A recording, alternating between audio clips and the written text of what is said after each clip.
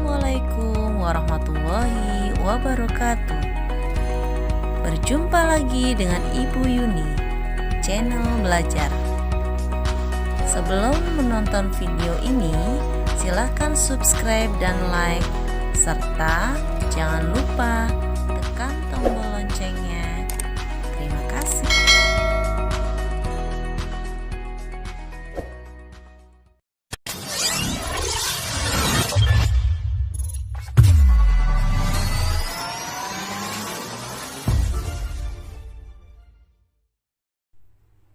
Baiklah anak-anak, kita hari ini akan belajar tentang tema 1, hidup rukun, subtema ke-1, hidup rukun di rumah, pembelajaran 5 dan 6 oleh Ibu sendiri ya, Ibu Yuni Sulistiawati SPD. Baiklah anak-anak, adapun pembelajaran hari ini tujuannya adalah yang pertama, siswa dapat menyimak teks bacaan berkaitan dengan pengamalan sila dalam Pancasila. Yang kedua, siswa dapat memahami kata ungkapan dan artinya. Dan yang ketiga, siswa dapat menyebutkan lambang bilangan dan nama bilangan ratusan. Kita membaca teks terlebih dahulu ya. Kebersihan rumah tempat tinggal Udin selalu terjaga. Setiap anggota keluarga bertugas menjaga lingkungan rumah. Udin dan Mutiara bertugas menjaga keindahan halaman rumah. Mereka melaksanakan tugas dengan cara bekerja sama. Udin menyiram tanaman.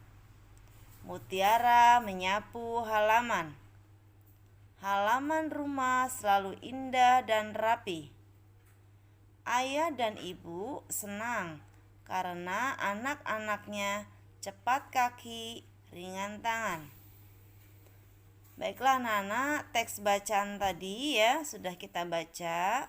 Kita coba menjawab beberapa pertanyaan dari teks tersebut ya. Baiklah, yang pertama, mengapa halaman rumah Udin selalu indah dan rapi? Siapa yang tahu jawabannya?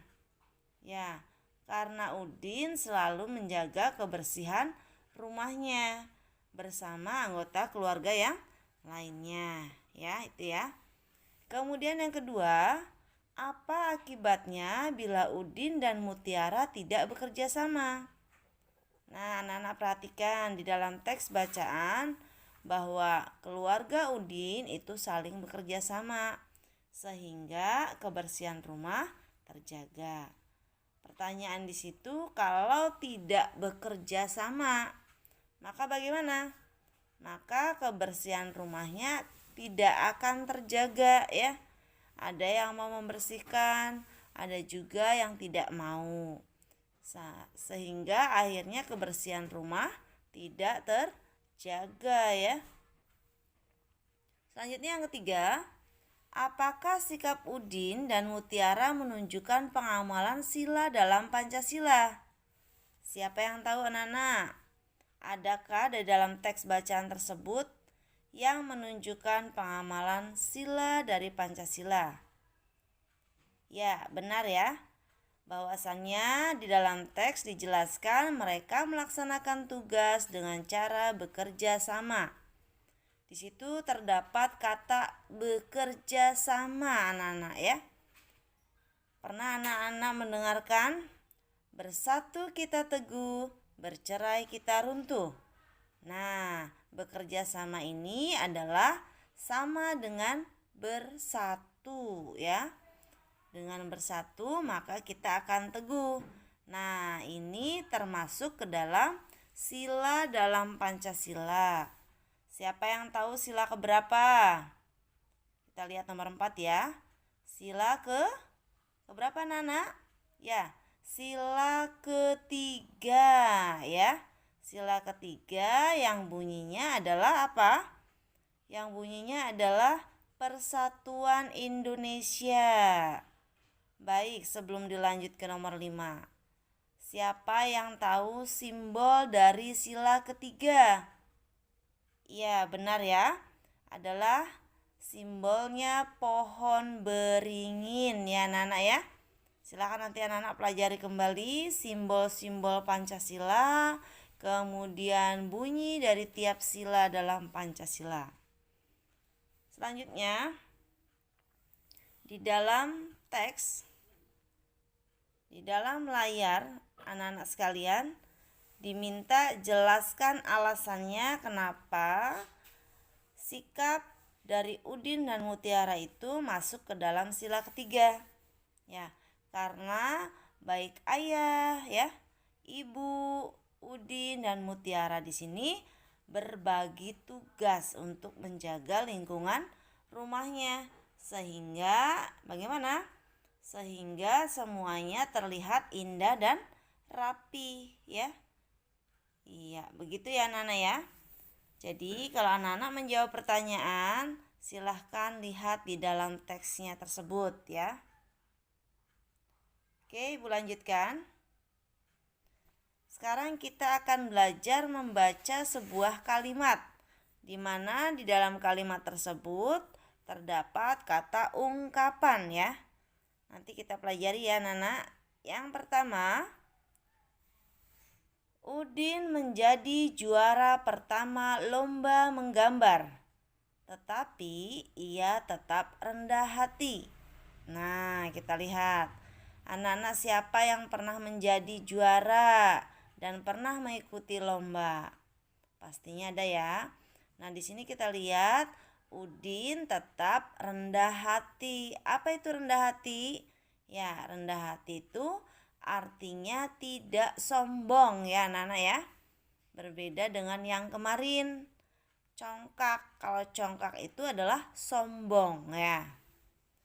Baik, itu artinya ya anak-anak, rendah hati artinya tidak sombong. Yang kedua, perhatikan. Ayah dan ibu mengasihi buah hatinya. Nah, ingat anak-anak bahwasannya ungkapan itu gabungan dua kata yang memiliki arti yang baru ya. Nah, di sini buah hatinya bukan buah kemudian hati. Bukan, tetapi buah hatinya artinya adalah anaknya. Ayah dan ibu mengasihi anaknya ya. Jadi arti dari ungkapan buah hati adalah anak ya anak-anak ya. Selanjutnya yang ketiga, Udin senang mendapat buah tangan dari ayah. Nah, kemarin sudah kita pelajari nih. Buah tangan itu bukan buah-buahan gitu ya. Kemudian tangan sendiri, bukan ya. Tetapi buah tangan itu digabung sehingga memiliki arti yang baru. Masih hafal anak-anak artinya apa? Ya, artinya adalah oleh-oleh ya. Ya, jadi Udin senang mendapat oleh-oleh dari ayahnya ya. Kita lanjutkan. Yang keempat, Udin dijuluki cepat kaki ringan tangan karena selalu mengerjakan tugas dengan baik. Nah, cepat kaki ringan tangan ini gabungan katanya bukan hanya dua, tapi lebih dari dua ya. Namun memiliki satu arti ya. Inilah adalah ungkapan. Udin dijuluki cepat kaki ringan tangan ya. Nah, di sini adalah rajin membantu ya, rajin menolong ya, artinya cepat kaki ringan tangan. Jadi kalau ada kegiatan apa, kemudian ada sesuatu yang harus dikerjakan, maka dengan segera Udin ini melaksanakan tugasnya. Seperti contoh di sini, Udin melaksanakan tugasnya dengan baik. Segera ya, artinya segera melaksanakan tugasnya. Selanjutnya yang kelima, masalah harus diselesaikan dengan kepala dingin agar tidak terjadi pertengkaran. Nah, di sini ada kata ungkapan kepala dingin. Anak-anak perlu ingat ya, bukan kepalanya dikasih es ya anak-anak, tetapi kepala dingin itu artinya adalah tenang ya. Apapun masalahnya, kalau diselesaikan dengan tenang hatinya, maka tidak akan terjadi pertengkaran. Sehingga kepala dingin itu artinya tenang atau tidak marah ya. Seperti itu ya anak-anak ya. Silakan anak-anak pelajari ya, karena nanti akan ada tugas dari ibu untuk hari ini. Nanti kita lihat ya tugasnya seperti apa. Baik, ibu lanjutkan. Di sini ada sebuah percakapan. Percakapannya kita baca sama-sama ya. Boleh. Kita lihat ayah. Hari Minggu nanti kita akan berwisata. Kalian ingin pergi kemana? Kemudian Udin menjawab, aku ingin pergi ke kebun binatang. Dan Mutiara pun menjawab, bagaimana kalau ke pegunungan saja? Selanjutnya ibu pun menjawab dari pertanyaan ayahnya. Wah, ada dua pendapat nih. Mana yang akan kita pilih? Udin menjawab kembali, liburan kali ini saya ingin ke kebun binatang. Akhirnya ayahnya mencari jalan tengah ya. Mari kita ambil jalan tengah. Ada yang mau mengajukan usul. Kemudian Mutiara menjawab, begini saja, saya punya usul. Liburan kali ini kita pergi ke kebun binatang. Liburan selanjutnya kita pergi ke pegunungan. Kemudian Udin pun menjawab, kakak baik sekali. Maaf ya kak, aku sudah bicara terlalu keras tadi. Baik, aku setuju. Lalu ibu pun menjawab, itulah manfaatnya kalau persoalan diselesaikan dengan kepala dingin. Dan ayahnya pun menyambutnya dengan, kalian memang anak-anak yang hebat. Ya, perhatikan anak-anak, percakapan di sini ya sedang dimana ayahnya menanyakan tentang tempat wisata yang akan dikunjungi. Nah, di sini ya dalam teks bacaan dijelaskan bahwa keluarga Udin ini sedang merencanakan sebuah kegiatan wisata bersama keluarga. Nah, caranya agar semuanya senang diadakanlah musyawarah ya. Ditanyakan semua anggota keluarganya mau pergi kemana. Kemudian diambillah keputusan atau jalan tengah. Di mana keputusan atau jalan tengah itu adalah jalan yang terbaik dan semua anggota keluarga Udin itu menyetujuinya dengan hati yang tenang ya, dengan kepala yang dingin ya. Di sini dijelaskan. Baik anak-anak, kita lanjutkan kembali ya setelah kita membaca teks bacaan tadi. Silahkan diperhatikan kembali teks bacaannya. Nah, dari teks bacaan di atas tadi ada beberapa pertanyaan yang akan anak-anak jawab nih ya. Oke, yang ke-1. Apa yang sedang dibicarakan dalam percakapan itu? Ada yang tahu? Ya. Dalam percakapan tersebut sedang membicarakan pergi ke tempat wisata, ya. Kemudian yang kedua, kapan rencana wisata dilaksanakan? Tadi anak-anak sudah lihat kapan? Ya, rencananya adalah liburan tahun ini, ya. Selanjutnya yang ketiga, siapa yang mengusulkan tujuan wisata? Ya, yang mengusulkan adalah Udin dan Mutiara ya, anaknya dari keluarga Udin ya. Kemudian yang keempat, kemana Udin ingin pergi berwisata? Ya, Udin ingin pergi ke kebun binatang ya, benar sekali anak-anak ya. Selanjutnya yang nomor 5, kemana Mutiara ingin berwisata? Ya, di sini Mutiara ingin berwisata ke pegunungan. Kemudian yang keenam, mengapa keputusan tujuan wisata dapat diambil dengan baik? Nah, penjelasannya karena keputusannya diambil jalan tengah atau dengan cara musyawarah ya anak-anak ya. Kemudian yang ketujuh, menurut pendapatmu kejadian di dalam keluarga itu menerapkan sila keberapa dari Pancasila?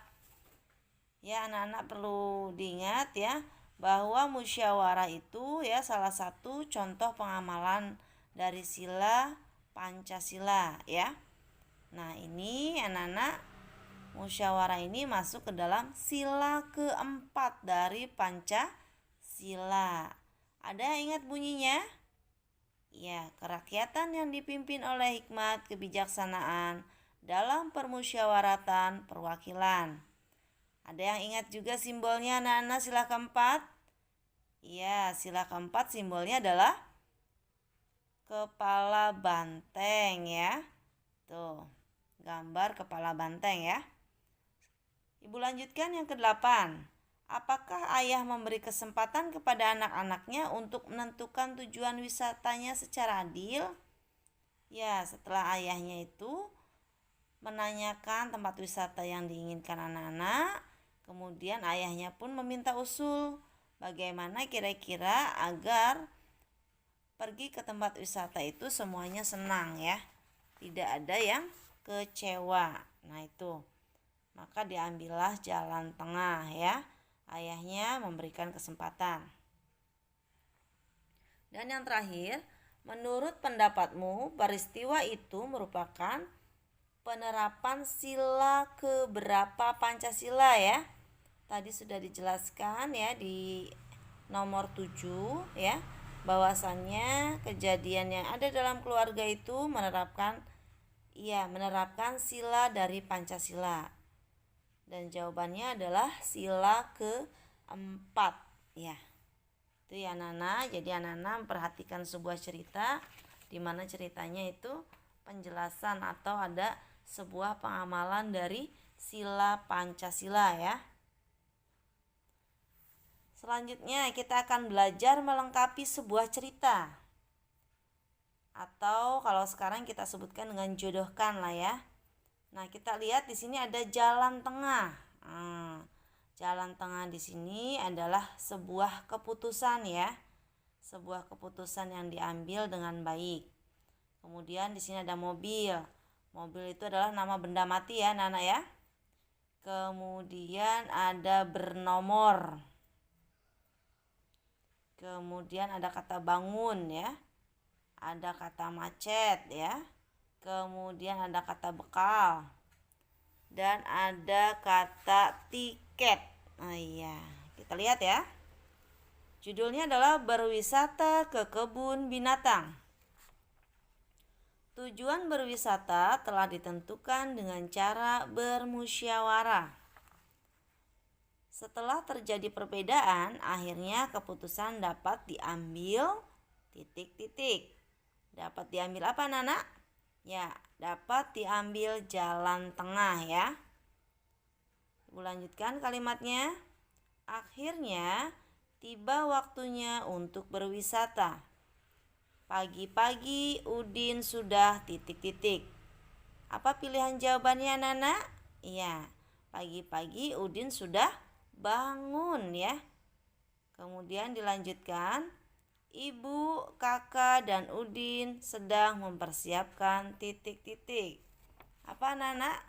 Ya, mempersiapkan bekal ya untuk pergi berwisata itu ya. Ayah sedang menyiapkan mobil. Setelah siap, mereka berangkat naik mobil. Jalan tidak titik-titik. Nah, jalannya bagaimana nih? Kita lihat di dalam kolom jawaban.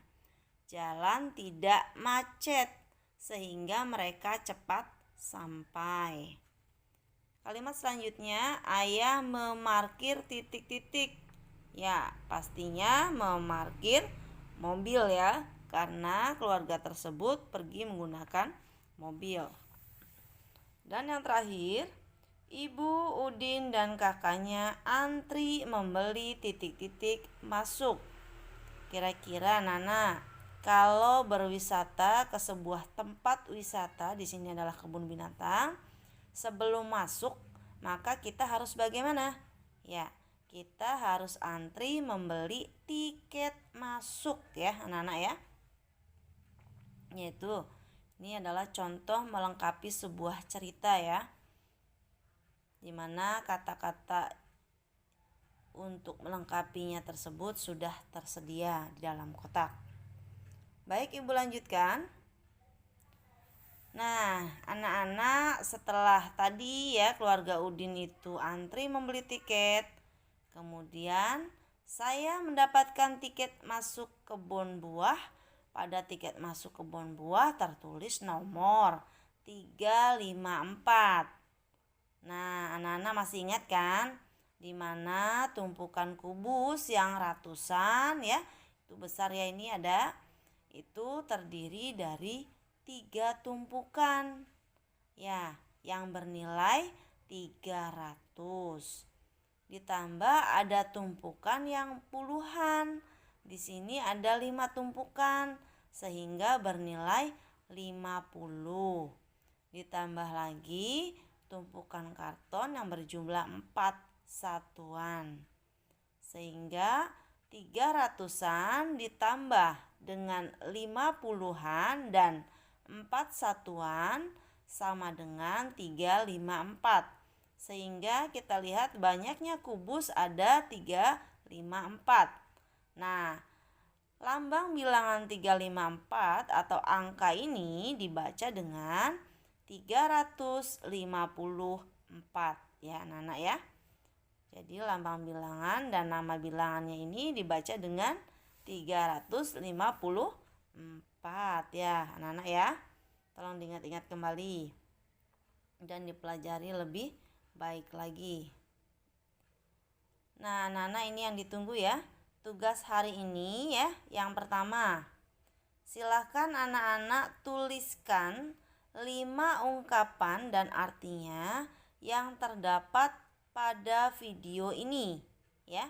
Silakan nanti anak-anak tulis 5 ungkapan yang ada dalam video ini di dalam buku tulis tematik ya. Selanjutnya yang kedua, keluarga Udin bekerja sama menjaga lingkungan rumah. Keluarga Udin mencerminkan pengamalan sila Pancasila yang keberapa dan apa bunyi sila tersebut. Nah, silakan nanti anak-anak jawab ya. Boleh langsung jawabannya saja anak-anak ya. Ya. Kemudian yang ketiga, tuliskan lambang bilangan berikut dengan kata-kata atau nama bilangannya. Kita lihat di sini ada 2 nomor ya. Silahkan nanti anak-anak tuliskan lambang bilangannya atau angka dan dijawab nama bilangan atau kata-katanya seperti apa atau dibacanya seperti apa. Perlu anak-anak ketahui dari nomor 1, 2, 3 untuk hari ini semuanya menggunakan tulisan tegak lepas ya. Menggunakan tulisan tegak lepas. Kalau anak-anak sudah selesai, jangan lupa kirimkan tugasnya ya melalui SEON ya atau sekolah online SDN Kebon Melati 2. Kemudian anak-anak perlu diingat, tolong tidak salah mengirimkan tugas. Karena apa? Karena di dalam SEON sudah diatur hanya 1 kali pengiriman tugas dalam 1 hari ya. Anak-anak silahkan nanti dikerjakan ya. Belajarnya lebih semangat ya anak-anak ya. Itulah pembelajaran dari tema 1, subtema 1, pembelajaran 5 dan 6. Selamat belajar dan jaga kesehatan. Study hard and be yourself. Sekian video pembelajaran kali ini. Mudah-mudahan bermanfaat buat anak-anak. Tetap semangat belajar ya anak-anak. Ibu akhiri. Assalamualaikum warahmatullahi wabarakatuh.